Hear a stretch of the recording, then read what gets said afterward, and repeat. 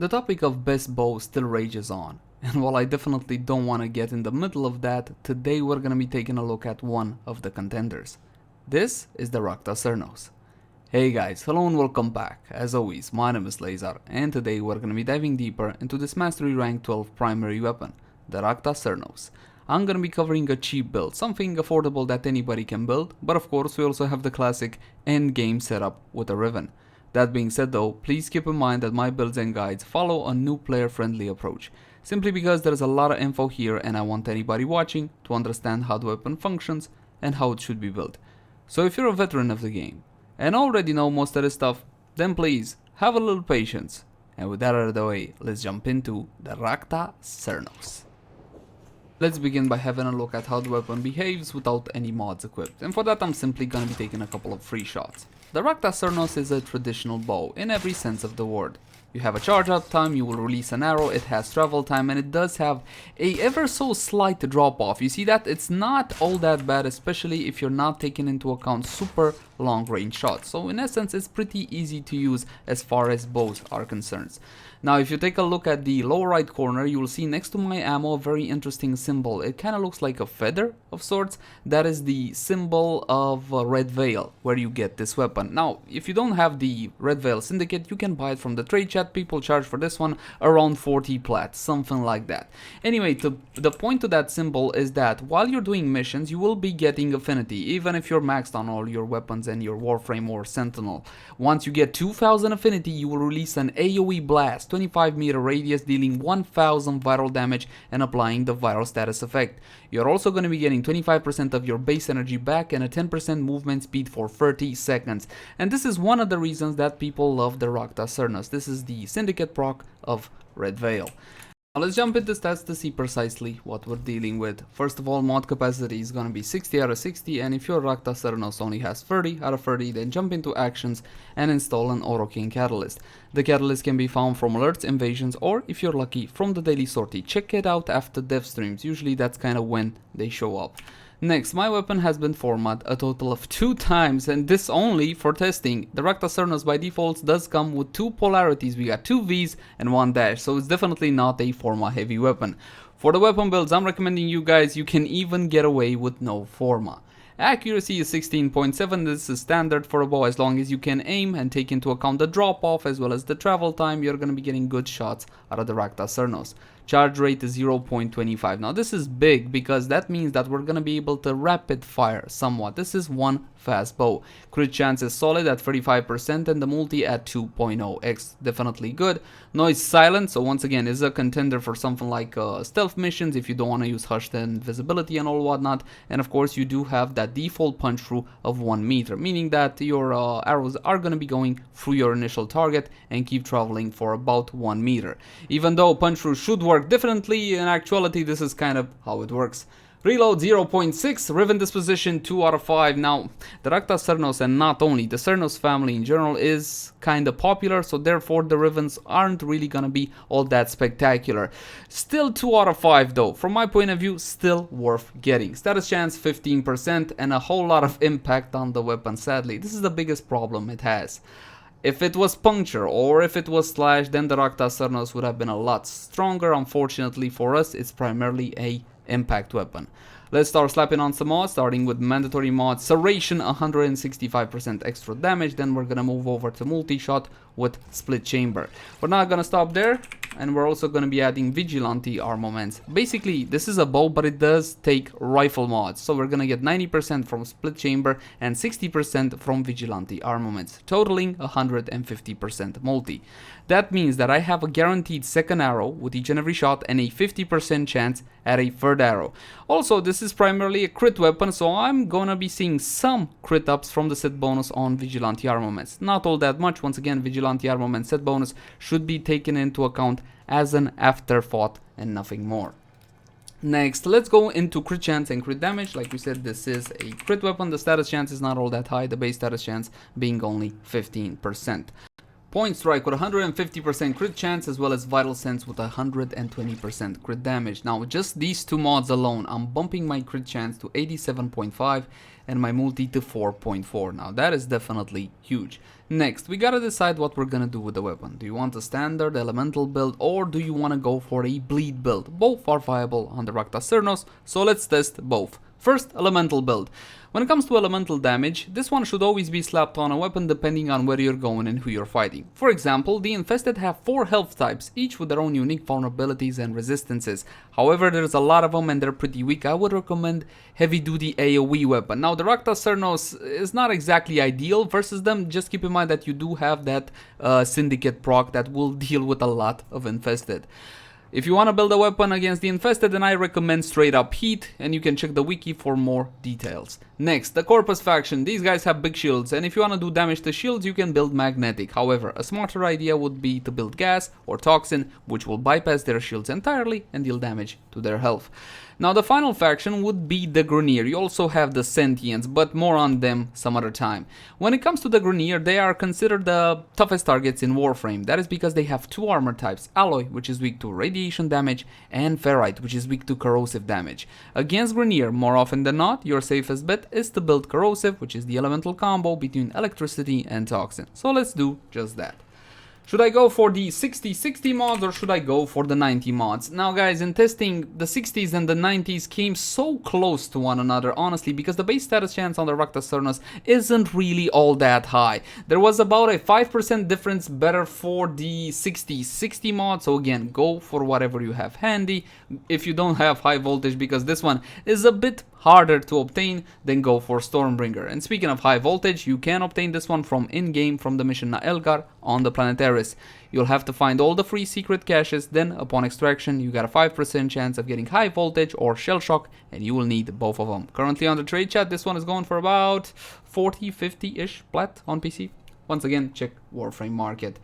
Got my electricity. Let's go over to toxin. This one is a lot more accessible and easy to obtain, and it's called Malignant Force. 60% toxin and 60% status chance. Farmable from Corrupted War in the Void, and from the trade chat, 10 plat, maybe 15 on an absolute max. The last mod slot on a weapon is what I like to call the option slot. Plug into this one whatever you feel comfortable with. It's always going to be more important to cater each and every weapon to your own individual playstyle instead of adding a little bit more damage. Where are you actually gonna use it? Warframe doesn't require that much anyway. So here are a couple of viable options. Shred or Prime Shred. 30% fire rate, 1.2 meters worth of punch through. If you have the Prime version, that will give you 55% with 2.2 meters. Sadly, I don't have it. Now the charge rate will go down to 0.16, and rest assured that 2.2 meters worth of punch through is a lot better than 1.0. So this is a viable option. But perhaps you want to increase your elemental combo, then just simply add one of the 2 elements, more toxin or more electricity.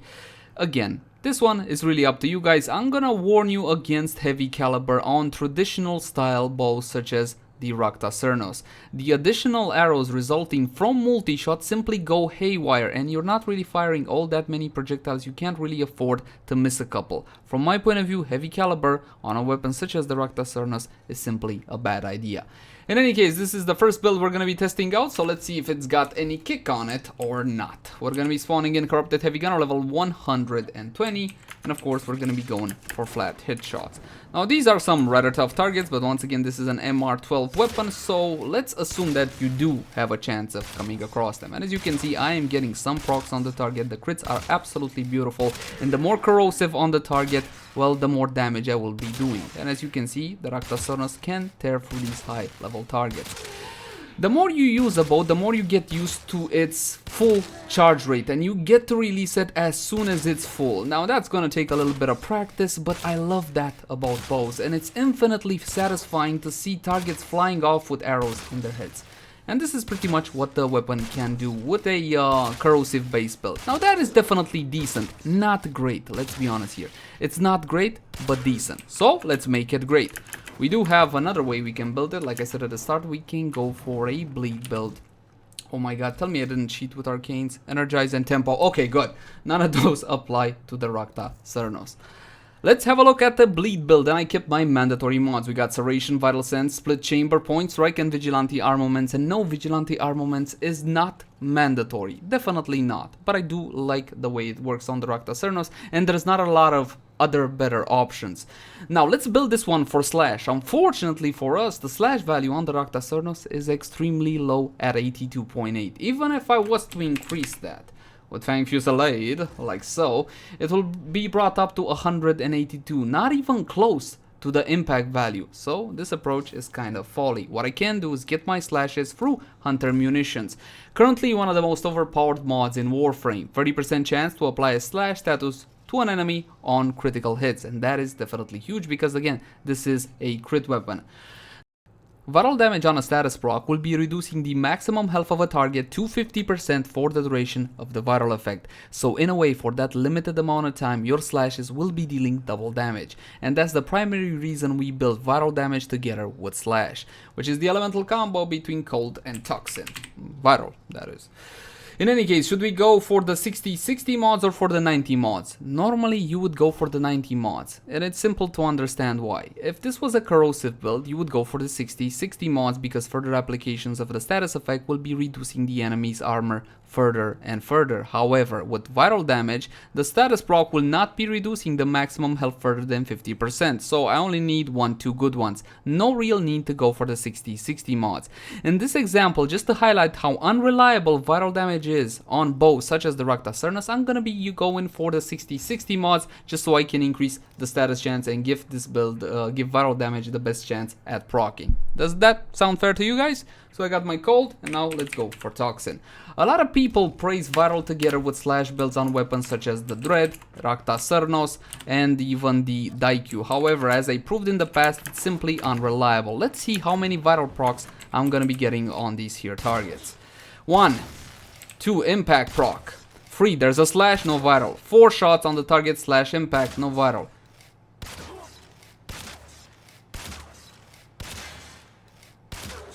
The target will be dying out from all of the slashes I put into it. The slashes generated by Hunter Munitions, and yet I still had no viral damage on the target. And how many shots was that? 10 shots on a target. This type of approach when it comes to bow weapons, again, Rakta Cernos, Dread, and so on and so forth, is simply unreliable, and I do not recommend it.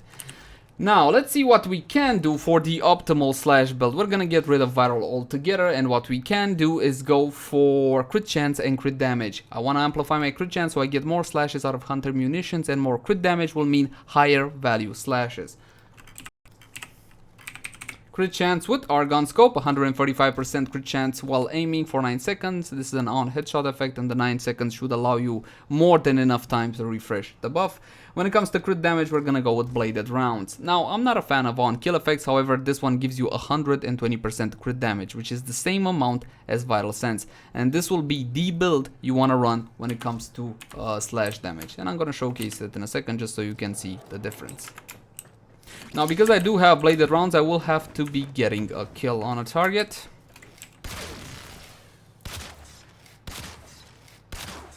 Take a look at that. And now it's in full swing because of bladed rounds. So I'm going to be getting a lot more critical damage.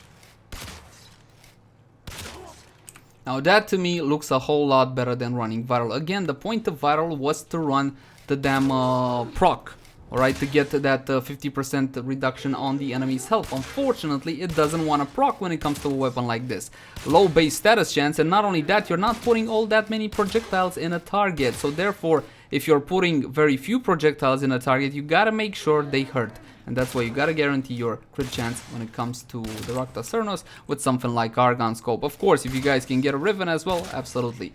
Currently, Rivens for the Rakta Cernos are going for about, I don't know, 50 plat on roll, something like that. Keep in mind that it's only a Dispo 2, so I wouldn't really necessarily be going too much out of my way to get like the hardcore Riven, the perfect Riven and all whatnot, because it simply won't have that high stats on it. So keep that one in mind.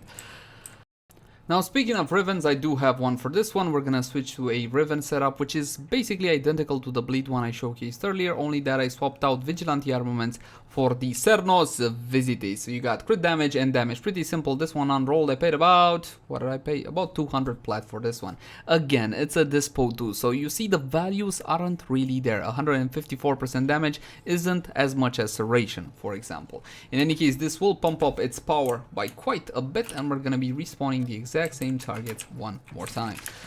Again, the dispo is a bit low, and it's understandably low because again, these weapons are very strong, and keep in mind that probably one of the main strengths of the Rakta Cernos is that syndicate proc it has, that you're not gonna see in the simulacrum simply because I can't get any affinity here to show you the proc. And in a mission, that extra energy, depending on what frame you're running, will be absolutely killer, and the movement speed as well, of course. When it comes to Warframe, mobility is very, very important. And as you can see, yes, the Riven does make things better, even if it is only a dispo 2. But once again, I don't recommend going too much out of your way when it comes to getting Rivens for this one. Again, you're not putting all that many projectiles on a target, and you are conditioned by that critical chance and the chance from Hunter Munitions in order to get your slash. You cannot use the weapon's base slash value in order to get your slashes out, simply because the impact is way too high. If this weapon was primarily a slash weapon, I am pretty sure it would probably outclass the... Never mind, I'm not gonna get into that. And as you can see, you can even get a one-shot if you're just a little bit lucky. If you want to one-shot a target like this, what you're gonna need is an orange slash from the initial shot. Look at that. Now that is huge, 17,000 slash crit. There's the slash, 24,000, 24,000, 24,000, and dead. By the way, if you want to cancel a bow's wind up, just press R and you're gonna be good to go. Now one more thing before I go, pump up everything with Warframe buffs, and for that I'm gonna need my favorite weapon specialist, Lady Mirage Prime. Now let's have a look at what kind of buffs she's got. First of all, Rifle Amp, 27% extra damage to rifles. This is an aura, so everybody in your party will be receiving this benefit, and it is stackable ×4. Now, if you want to pump up the value, the buff you get from Rifle Amp, you can use a drift called Coaction Drift. This one will give you 15% aura strength and 15% aura effectiveness. And you might be a little bit confused on how much extra you're getting if you're running this one. Check the wiki, there's a nice table over there which will highlight exactly how much extra you're getting. Next, let's have a look at Corrosive Projection. If you know you're going up against Grenier, this one is the best option. However, keep in mind that Rifle Amp will grant its benefit regardless of the target.